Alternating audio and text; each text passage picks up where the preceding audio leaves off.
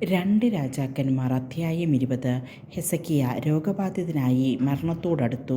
ആമോസിൻ്റെ പുത്രൻ യെശയ്യാ പ്രവാചകൻ അടുത്തു ചെന്ന് പറഞ്ഞു, കർത്താവ് അരുളി ചെയ്യുന്നു, നീ വീട്ടുകാര്യങ്ങൾ ക്രമപ്പെടുത്തുക, എന്തെന്നാൽ നീ മരിക്കും, സുഖം പ്രാപിക്കുകയില്ല. ഹെസക്കിയ ചുവരിലേക്ക് മുഖം തിരിച്ച് കർത്താവിനോട് പ്രാർത്ഥിച്ചു, കർത്താവേ, ഞാൻ എത്ര വിശ്വസ്തമായും ആത്മാർത്ഥമായും ആണ് അങ്ങയുടെ മുൻപിൽ നന്മ പ്രവർത്തിച്ചത് എന്ന് ഓർക്കണമേ. പിന്നെ അവൻ ദുഃഖത്തോടെ കരഞ്ഞു. കൊട്ടാരത്തിൻ്റെ അങ്കണം വിടുന്നതിന് മുൻപ് തന്നെ യെശയ്യായ്ക്ക് കർത്താവിൻ്റെ അരുളപ്പാടുണ്ടായി, നീ മടങ്ങിച്ചെന്ന് എൻ്റെ ജനത്തിൻ്റെ രാജാവായ ഹെസക്കിയായോട്, അവൻ്റെ പിതാവായ ദാവീദിൻ്റെ ദൈവമായ കർത്താവ് ഇപ്രകാരം അറിയിക്കുന്നു എന്ന് പറയുക, ഞാൻ നിൻ്റെ കണ്ണീർ കാണുകയും പ്രാർത്ഥന കേൾക്കുകയും ചെയ്തിരിക്കുന്നു. ഞാൻ നിന്നെ സുഖപ്പെടുത്തും. 3-ാം ദിവസം നീ കർത്താവിൻ്റെ ആലയത്തിലേക്ക് പോകും.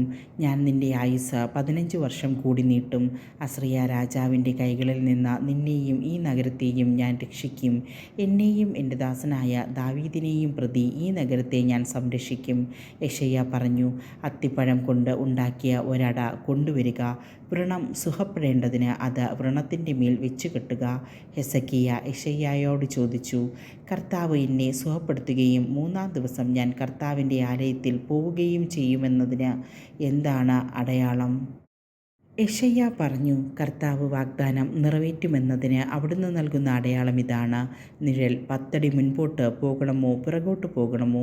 ഹെസക്കിയ പറഞ്ഞു, നിഴൽ 10 അടി മുൻപോട്ട് പോവുക എളുപ്പമാണ്, അതിനാൽ പുറകോട്ട് പോകട്ടെ. അപ്പോൾ യെശയ്യാ പ്രവാചകൻ കർത്താവിനെ വിളിച്ചപേക്ഷിച്ചു. അവിടുന്ന് ആഹാസിൻ്റെ സൂര്യഘടികാരത്തിൽ നിഴലിനെ 10 അടി പിന്നിലേക്ക് മാറ്റി. ബാബിലോണിൻ്റെ ഭീഷണി. ഹെസക്കിയ രോഗബാധിതനായെന്ന് കേട്ട ബാബിലോൺ രാജാവും ബലാദാൻ്റെ പുത്രനുമായ മെറോദാഖ് ബാലാദാൻ കത്തുകളും സമ്മാനവുമായി ദൂതന്മാരെ അയച്ചു. ഹെസക്കിയ അവരെ സ്വാഗതം ചെയ്തു.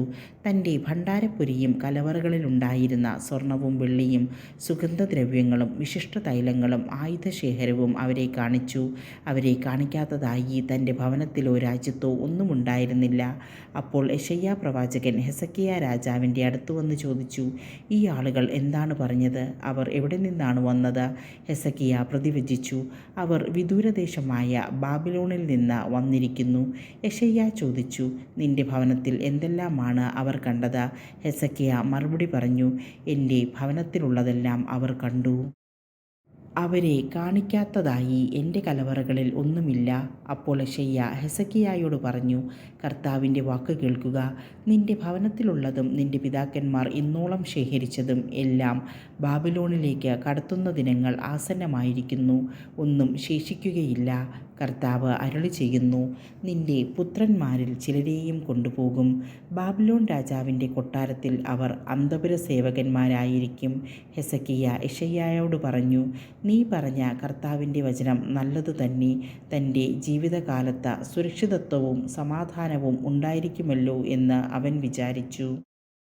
ഹെസക്കിയായുടെ മറ്റു പ്രവർത്തനങ്ങളും ശക്തിപ്രാഭവവും, അവൻ എങ്ങനെയാണ് കുളവും തോടും നിർമ്മിച്ച് ജലം നഗരത്തിലേക്ക് കൊണ്ടുവന്നതെന്നും യൂദാ രാജാക്കളുടെ ദിനവൃത്താന്തത്തിൽ രേഖപ്പെടുത്തിയിട്ടുണ്ടല്ലോ. ഹെസക്കിയ പിതാക്കന്മാരോട് ചേർന്നു. പുത്രൻ മനാസെ ഭരണമേറ്റു.